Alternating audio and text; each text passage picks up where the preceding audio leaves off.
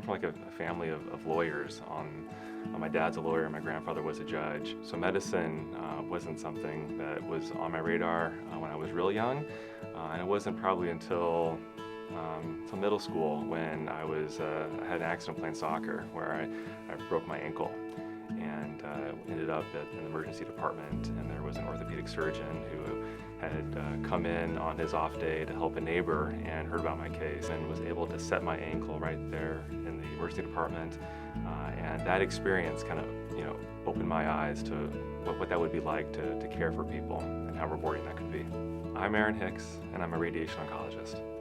But in medical school, I kind of had my eyes open to all the possible fields, and for a while I was thinking something along the lines like being a family medicine physician, because I really like that continuity of care you can have with patients. I've always had a love for sports and sports medicine, and so I did consider orthopedic surgery. But when I did a rotation in radiation oncology, I just felt at home. This was the people I wanted to work with, the patients I wanted to work with.